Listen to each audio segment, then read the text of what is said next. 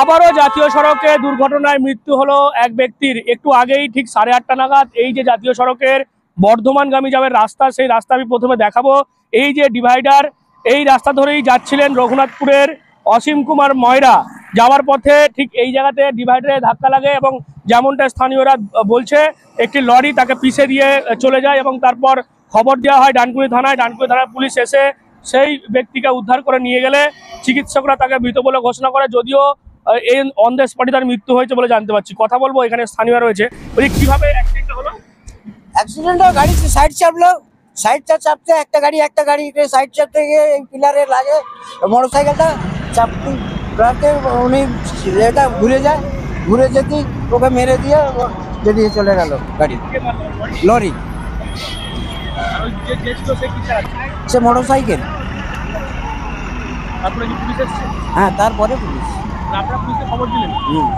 আমরা পুলিশকে খবর দিতে পুলিশ আসলো, এসে বডিকে আমরা একটা নিয়ে এসে চাপা দিলাম, একটা গামছা নিয়ে চাপা দিলাম, পুলিশ প্লাস্টিক নিয়ে এসে চাপা দিয়ে গাড়ি করে তুলে নিয়ে চলে গেল। পুলিশের কাজ অন দ্য স্পটে মারা গেছে। হ্যাঁ 3 মিনিট বেঁচে ছিল, 3 মিনিটের মতো। আমার নাম শেখ আবু কালাম।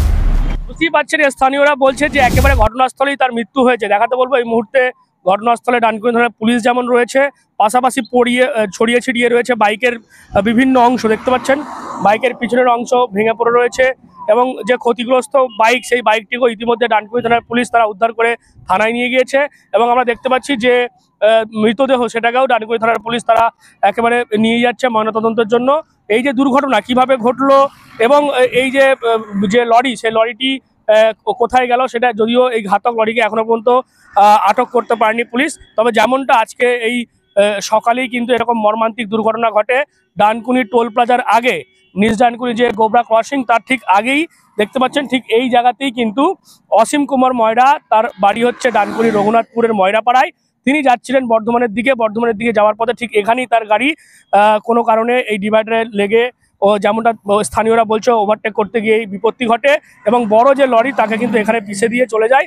তারপর খবর দেওয়া হয় ডানকুনি থানায় এবং তারপর ডানকুনি থানায় পুলিশ এসে মৃতদেহ উদ্ধার করে ময়নাতদন্তের জন্য পাঠিয়েছে এবং স্থানীয়রা বলছে যে এই দুর্ঘটনার পরে যথেষ্ট চাঞ্চল্য ছড়িয়েছিল এবং এই দুর্ঘটনার এই যে অসীম কুমার ময়রা, তার বয়স প্রায় 70 বছর ঊর্ধ্ব এবং সেই ব্যক্তি কিন্তু তার মৃত্যুর ঘটনায় যথেষ্ট শোকের ছায়া রয়েছে ময়রাপাড়ায়। আপনারা এই বিষয়ে কি বলবেন অবশ্যই কমেন্ট করুন কমেন্ট বক্সে। এরকম আরো খবর পেতে নজর রাখবেন ডিএনএন বাংলায়। ডিএনএন বাংলা, সবার মনে সবার ফোনে।